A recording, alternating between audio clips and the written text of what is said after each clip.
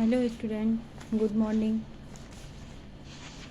जैसा कि हमने आप लोगों से वादा किया था कि हम ये क्लास कंटिन्यू करेंगे, उसी कंटिन्यू में कल हमने छुट्टी कर दी थी 15 अगस्त की, और आज हम फिर एक हिस्टोरिकल स्कूल तक आपको बता चुके थे। उसके आगे हम सोशलॉजिकल स्कूल की तरफ बढ़ रहे हैं।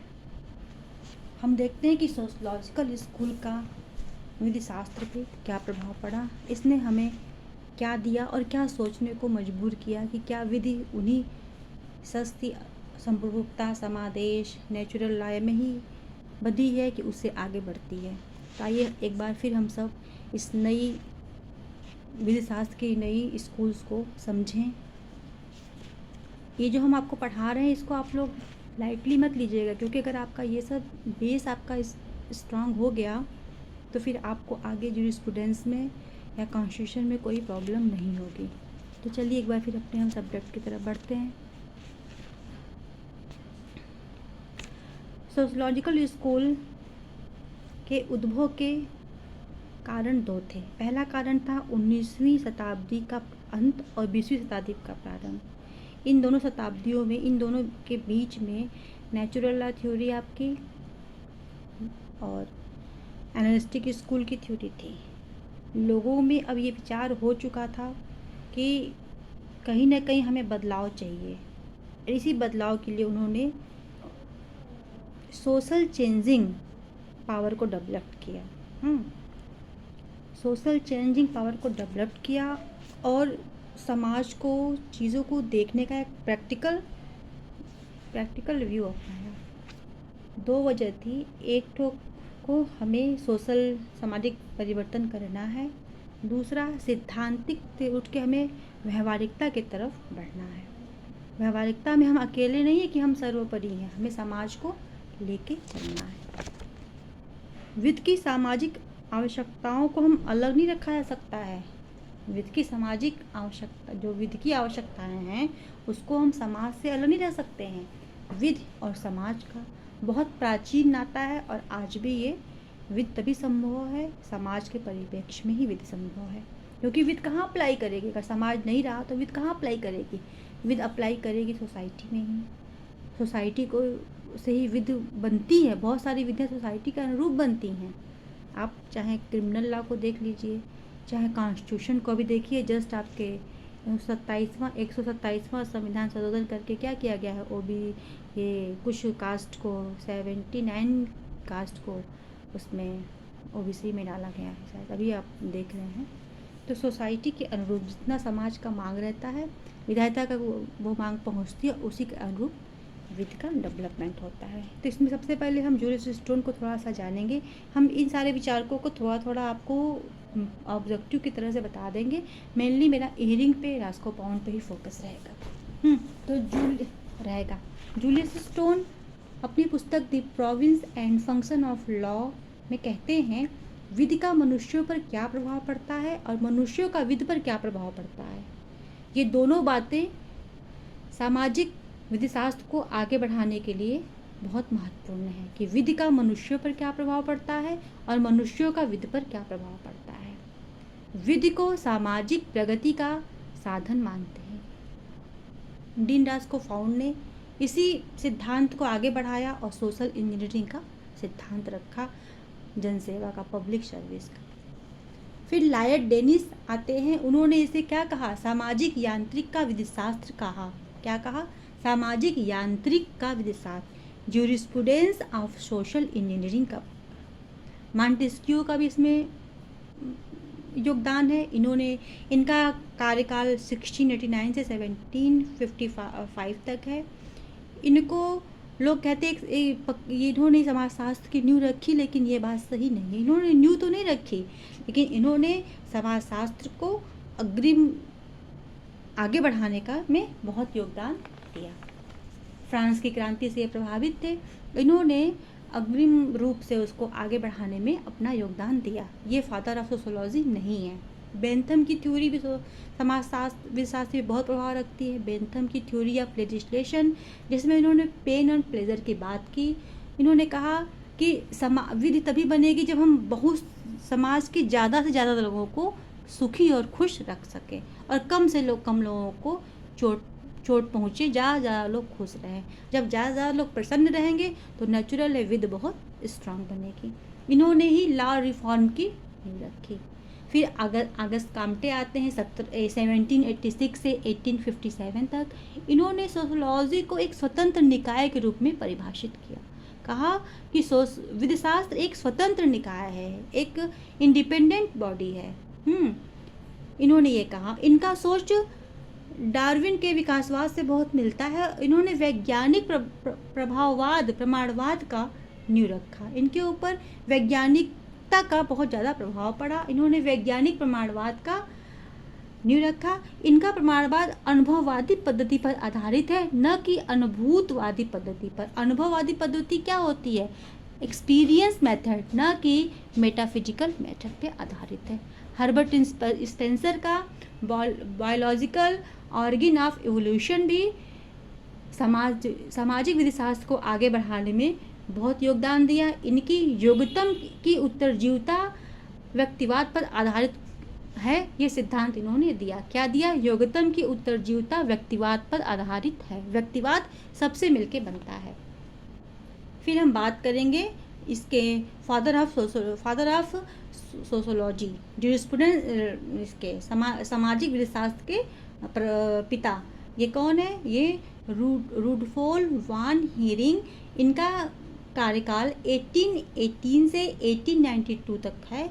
इन्हें आधुनिक सामाजिक विधिशास्त्र का जनक माना जाता है। फादर ऑफ सोशोलॉजिक जूरिस्प्रूडेंस इनको माना जाता है। बहुत से बच्चे इसको गलत करके आते हैं, अगस्त काम्टे को बताते हैं फादर ऑफ विधिशास्त्र, लेकिन ये गलत है।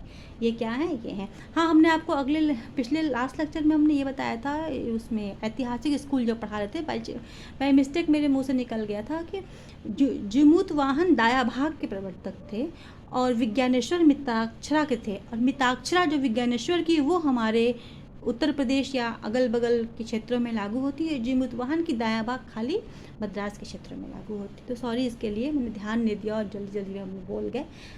क्योंकि ये मेरा पहला प्रयास है। अगर इस प्रयास में हम फलीभूत हो जाएंगे तो इसको कंटिन्यू करना चाहते हैं। अभी तो बस ऐसे ही है, जो भी है। रुडोल्फ वान हीरिंग, इनका था कि समाज क्या है? समाज व्यक्तिगत सामाजिक हितों के बीच परस्पर द्वंद्व की स्थिति जो है, सामाजिक और व्यक्तिगत हित में जो द्वंद्व की स्थिति है, उसको समाप्त करना और उनमें समन्वय बनाना ही सामाजिक विधिशास्त्र का असली रूप है। समझे? सामाजिक और व्यक्तिगत जो दोनों में आपसी द्वंद्व है, मतभेद है, उनमें कम से कम प्राय जो उत्पन्न हुआ उनको कम से कम करना और उनमें समन्वय बनाना, दोनों को इंटर रिलेशन करना सामाजिक विधिशास्त्र का प्रमुख आवश्यकता है। विधिशास्त्र दशाओं का यौगिक स्वरूप है, जिसे बाह्य व्यवस्था के माध्यम से राज्य की शक्ति द्वारा प्राप्त किया जाता है। कैसे? विधिशास्त्र सामाजिक दशाओं का यौगिक, एक दूसरे से मिलने वाला, मतलब एक दूसरे के स्वरूप में मिला हुआ है, मिक्सचर है, जिसको हम क्या करते हैं? राज्य की शक्ति द्वारा प्राप्त करते हैं उसको। इन्होंने सोशल इंटरेस्ट की थ्योरी, सामाजिक उपयोगितावाद की थ्योरी रखी, जैसे कि उनका बेंथम का उपयोगितावाद था, तो इन्होंने सोशल इंटरेस्ट की थ्योरी रखी। इन पे बेंथम का बहुत प्रभाव था।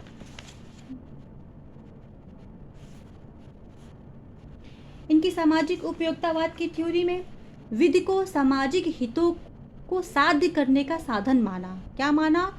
विधि को सामाजिक हितों को साध्य करने का।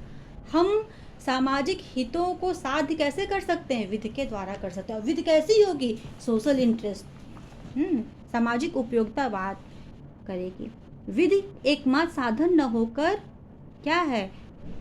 सारी चीज़ों का विधि एकमात्र साधन न होकर विधि को बनाने में क्या क्या? जलवायु, भौतिक स्थिति, व्यक्ति की मनोदशा आदि अनेक कारक भी सामाजिक नियंत्रण को प्रभावित करते हैं। मानवीय हित की तुलना में सामाजिक हित को इन्होंने प्राथमिकता दी। इन्होंने व्यक्तिगत हित की तुलना में सोशल लॉ को इन्होंने आगे बढ़ाया। इनकी सोच सोशल इंटरेस्ट पे थी, ज़्यादा से ज़्यादा लोगों को विधि से लाभ मिल सके और कम से कम लोग उससे प्रभावित हों। प्रभावित का मतलब यहाँ पे क्या है? सेंस ऑफ उसकी कम से कम लोग दुखी हों, बाकी ज़्यादा लोग सुखी हों और समाज के हर एक चीज़ से, समाज की जलवायु से, भौतिक स्थिति से, व्यक्ति की मनोदशा से, सारे कारक विधि को आगे बढ़ाने में सर्वोपरि होते हैं। फ्रीडमैन विधिशास्त्री थे, उन्होंने ही इनको आधुनिक सामाजिक विधि का जनक माना। ये एग्ज़ाम में पूछता है कि किसने इनको माना, तो फ्रीडमैन ने इनको माना। इनका हीरिंग का भी सामाजिक विकास का सिद्धांत तुलनात्मक विधि को पद्धति पर अपनाया गया, जो मेन की थ्योरी थी। लिविंग लॉ का जो इनका था, जीवित विधि, ये कहते हैं विधि मृत डेड नहीं होनी चाहिए, विधि लिविंग होनी चाहिए, समय के अनुसार उसमें फ्लैक्चुएबल होना चाहिए, कब वो फ्लैक्चुएट हो जाए, समाज के अनुरूप विधि बने। अगर आज समाज में विधि हानिकारक है तो उसको डिलीट कर देना चाहिए। अभी देखिए मोदी जी ने कितनी सारी विधियों को हटा दिया है। अभी जो लाल किला से उन्होंने अपना लेक्चर दिया, उसमें उन्होंने ये बात एक्सेप्ट किया। हम लोग खुद देख रहे हैं, बहुत सारी पुरानी विधियों को उन्होंने हटा दिया। पैटन ने इनके लिविंग लॉ का समर्थन किया। सेवनी ने जिस सिद्धांत की नींव रखी उसे आगे बढ़ाते हुए ईरिंग ने, सेवनी कौन थे? सेवनी ऐतिहासिक विचारधारक थे। इन्होंने जिस सिद्धांत की नींव रखी थी, ईरिंग ने उसे आगे बढ़ाते हुए संविद की आवश्यकता पर बल दिया, जो जनसाधारण द्वारा स्वीकार्य हो और समाज की प्रत्येक तबका उससे लाभान्वित हो।